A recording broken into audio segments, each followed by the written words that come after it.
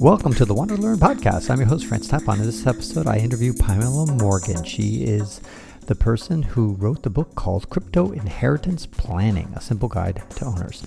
I asked her to debunk one of the myths about inheritance. And I also asked her about what smart contracts, which are cryptocurrency smart contracts, if this happens, then this. How does that apply to inheritance? And if she has a preferred Deadman's switch, we talk about that as well. These are complicated topics, but I hope they're useful because you know what? You're going to die. And you better have a plan on what, if you even have a little bit of crypto, how are your heirs going to get it? And now, Pamela Morgan.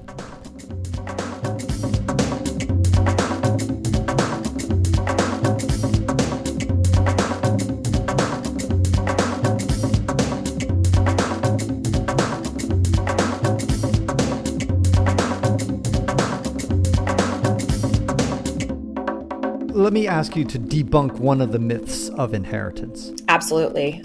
There are so many. My favorite is the idea that if you don't do inheritance planning, that your Bitcoin or other cryptocurrency is a donation to the community. Meaning that when you reduce the supply, that somehow you are reducing the supply, so you're increasing the value or increasing the scarcity, and therefore you're benefiting the community as a whole. The reason that this is false is because eventually...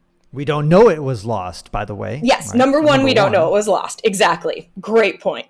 Number two, eventually, quantum computing or other advancements in computing technology will force us to make changes in the way that we secure our data.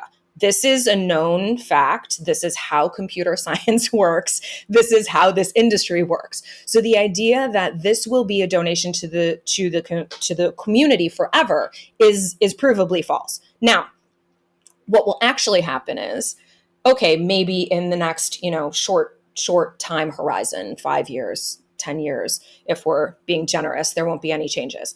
So, but within a longer time horizon, right? If we look at Bitcoin, last issuance is 2140. Your Bitcoin will certainly not be locked until then, right?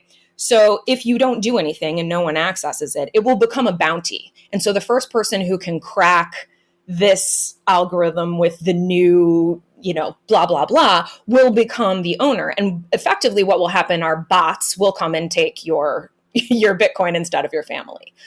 I think if you really want to do that, give your key to a charity. Just give your key to a charity. That way, at least someone can access it. And if you don't want your family to have it, then easily transfer your key to a charity. Many of them will work with you in order to effectuate that donation. And easy peasy, you don't need to deal with it. Right. No, that's brilliant. Tell me if this is a myth that you cannot come up with an inheritance plan that is truly 100% trustless. Is that a myth or is that true? It depends on the timeline. Again, so when you are dead, you will have to trust that someone is moving the assets, right? Even if so there's people who say, let me, do a Deadman switch or a smart contract or something like this, right? At some point, if you're talking about a smart contract, you need to trust the smart contract developers.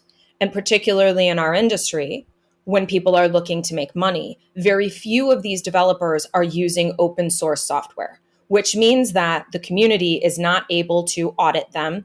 You are not able to access that code and run it if you need to, if the company disappears. So combining the idea of open source software along with inheritance planning, again, trustless is a myth. The idea is it's on that range, like we talked about before, right? And mitigating risks and understanding what your real risks are. Okay. And you mentioned a Deadman switch. For those who don't know, it is, for example, a simple Deadman switch would be, I get an email once a month, and if I don't respond to that email within 48 hours, then a server or computer does something. For example, sends another email that shows all your cryptocurrency instructions, how to access it, to one or more places, one or more individuals, so they can now, because they assume that you're dead since you haven't responded for 48 hours. That's an example of a dead man switch. Now, is there a preferred dead man switch out there, Pamela, that you know of that you would recommend? Yes. None. Zero. Do not use them. My preferred method is do not use them. So why is a dead man switch dead in your opinion? Yeah. So the reason is because unless you spend a ton of time and actually go through what the process is with the person who is receiving that message, the likelihood is that a spam filter is going to thwart your incredible and amazing inheritance plan. 1. 2, the other issue is that if you are putting all of your instructions on how to access your cryptocurrency, you are effectively trusting the developer of that dead man switch to not do anything with it, but also not to get hacked, also not to keep logs, also to not be infiltrated by any other system. By putting all of your information in one system, that's called a fragile system. And many of your listeners will probably know about anti-fragile, the concept of anti-fragility, right? So what we want to do is we want to create resilient systems that are not dependent upon one failure, one person, one software, one key.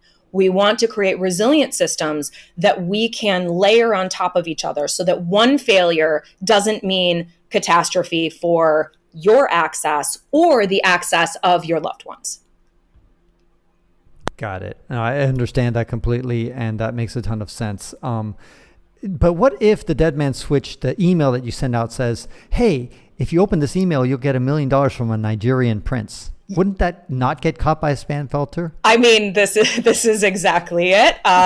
Yes, this is the issue. So, is it possible? Is it conceptually possible for you to create a dead man switch that will be effective? Of course it is.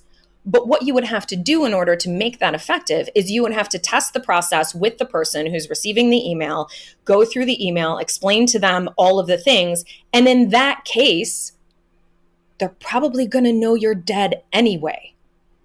The idea of you expressing this to someone a month after you're dead, right?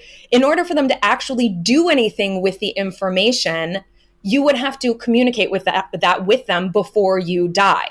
If you're going to communicate it with them before you die, you don't need the dead man switch. Does that make sense? Yes, it does, Pamela, and I thank you for killing the dead man switch. Die! Exactly. And that ends this episode of the WanderLearn podcast, where we explore travel, technology, and transformation. If you'd like to see the show notes with links to what we've talked about, go to wanderlearn.com and click on this episode. If you'd like to connect with me, just remember Tapon. That's my first initial and my last name. Tapon is always my social media username. My website is ftapon.com. Do you want to leave me an anonymous voicemail where you can make a comment or ask a question? Then go to speakpipe.com/ftapon. Furthermore, if you'd like to get rewarded for supporting my projects, then go to patreon.com/ftapon. That's where you can pick up some remarkable rewards for as little as $2 a month. Now, 5 quick favors. Number 1, subscribe to the WanderLearn podcast. 2, download it. 3, share it. 4, review it. And 5, sign up for my newsletter at wanderlearn.com. Our theme music was composed by Eric Stratman. This is Francis Tapon, encouraging you to wander and learn.